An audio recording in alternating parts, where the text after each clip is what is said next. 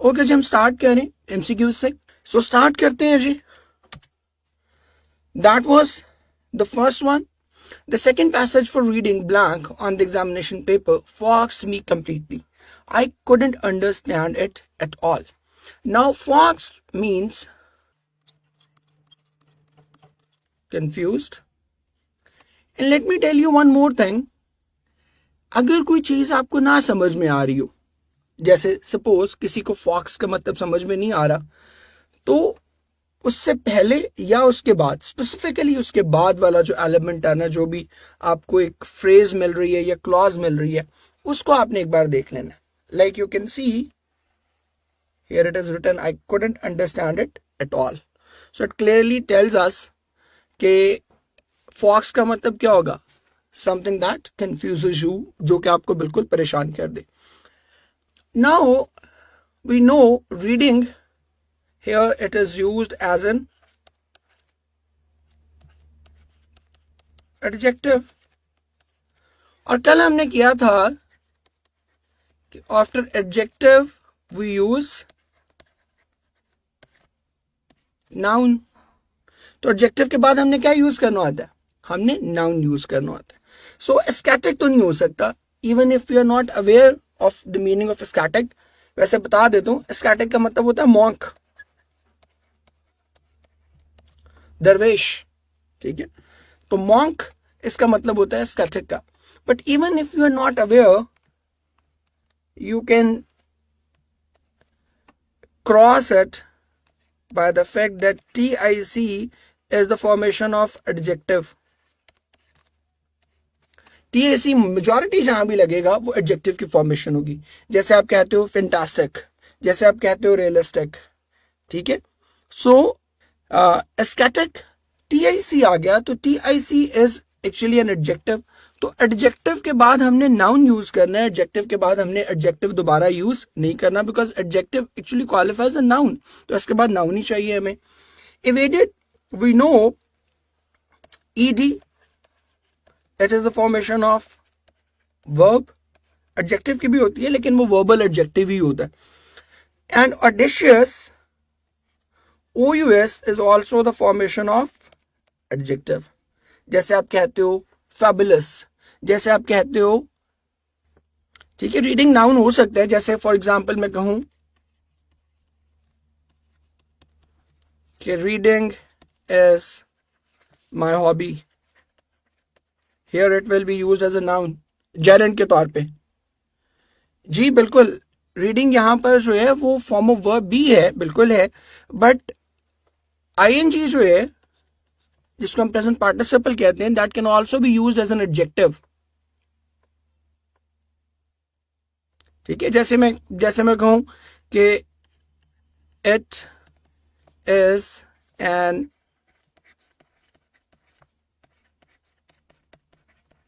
Interesting book. तो here interesting is actually a noun. Sorry, it is actually an adjective. Although कि ये बुनियादी तौर पे तो क्या है, verb है, but present participle जो है वो that can be used as an adjective and that can also be used as a noun. Noun उस वक्त यूज होगा जब हम उसको gerund के तौर पे यूज करेंगे. gerund बता देता हूं. gerund is a verb, present participle actually, used as noun. Her ING जो है ना वो जेरेंड नहीं होगा, वो प्रेजेंट पार्टिसिपल होगा. जेरेंड सिर्फ उसी वक्त बनेगा जब उसको आप एज ए नाउन यूज करोगे.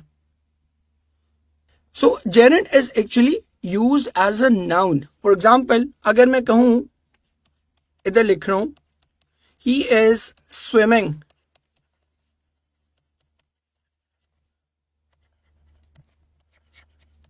in the river. Here swimming is not a gerund, it is a verb, it is a present participle. But इसी को मैं अगर कहूं कि swimming is my hobby, here swimming is actually used as gerund. इसको हम verbal noun भी कहते हैं, भी हम डिस्कस भी करेंगे इसको. Got it? ओके, आगे बढ़ते हैं.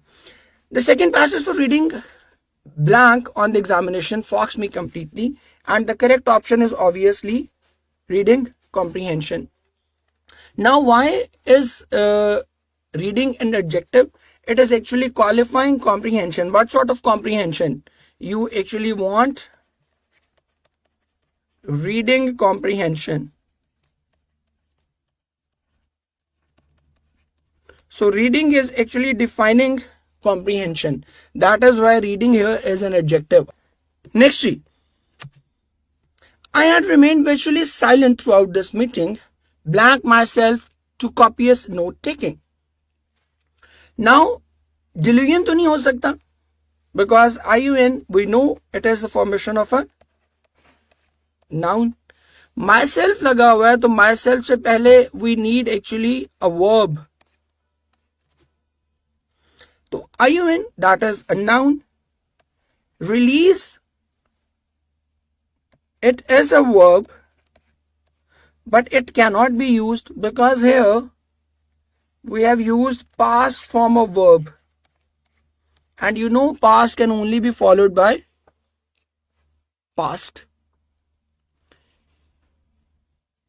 Then exaggerate, it is also a verb, but it is again base form of verb, first form of verb, तो ये भी नहीं लगेगी. ATE हमने कल किया था, it is the formation of verb.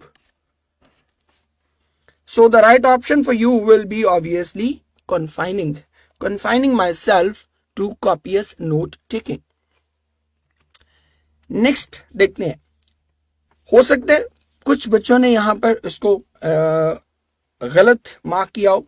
Several hundred people were blanked into the stifling room.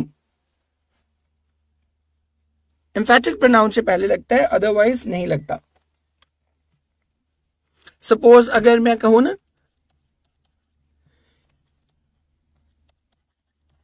he himself was responsible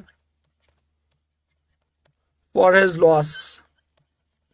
तो here himself is not a reflexive pronoun, it is an emphatic pronoun. तो इससे पहले लगेगा, ये subject से पहले, ये noun pronoun से के फौरन बाद लग जाएगा. अब देखिए वर लग गया, तो वर के बाद ये तो हमें पता है, और है भी पैसिव वॉइस, तो वर के बाद हमें पता है कि we need past participle. Now shrewdness cannot be our option. Why? Because NES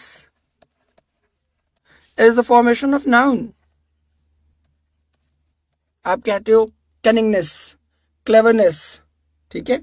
Sagacity, ITY, it is also a formation of noun. ये formations आपको भिजवा भी दूंगा, ठीक है, फॉर्मेशंस आपको भिजवा दूंगा सो दैट के आपके लिए आसानी हो जाए, बट यहाँ हम उनको डिस्कस भी करते रहेंगे.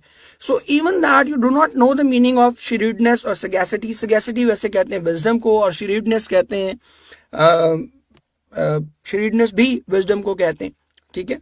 तो ये दोनों अगर आपको मीनिंग नहीं भी पता, तो just on the basis of your knowledge regarding parts of speech you can cross them. देखने accommodated और crammed, इन दोनों में से कौन सा लगेगा. We are talking about the stifling room.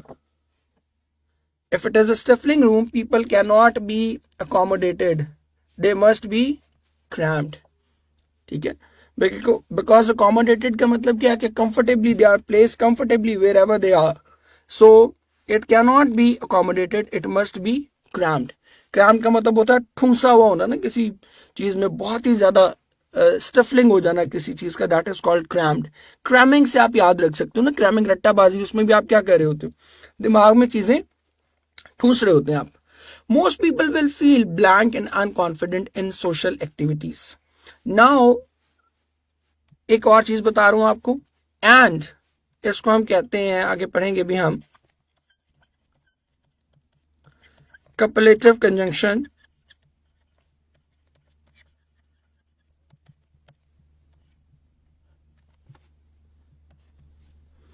Now कपलेटिव conjunctions क्या हैं, वो पेयर कर देती हैं चीजों को.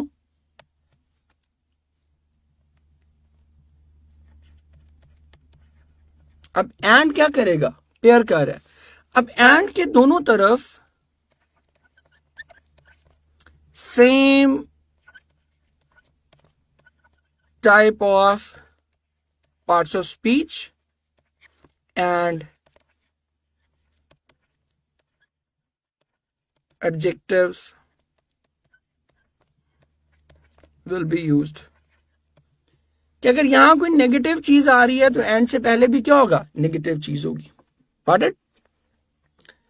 नेगेटिव, दूसरी तरफ भी साथ क्या होगा, negative. Now impudent, impudent means confident. So you cannot use impudent because here you are talking about a negative thing। Definite भी नहीं हो सकता बिकॉज अनकॉन्फिडेंट है। कॉन्फाइन तो वैसे ही क्या है, it's a verb, INE verb की फॉर्मेशन है। जैसे आप कहते हो रिफाइन, कॉन्फाइन, ठीक है, मेलाइन, IGN भी उसी की फॉर्मेशन आ जाती है। So the right option for us will be option Charlie, that is bashful। And the last one, after the technicians have blank the damage, has, have, had के बाद क्या आना है, that is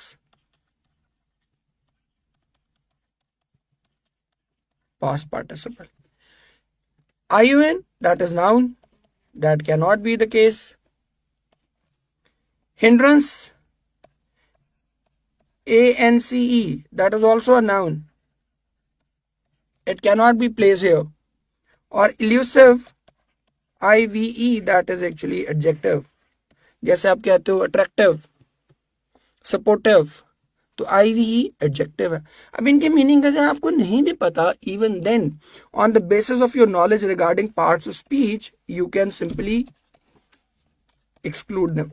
So our right option will be option beta, that is appraised। appraised का मतलब होता है evaluated।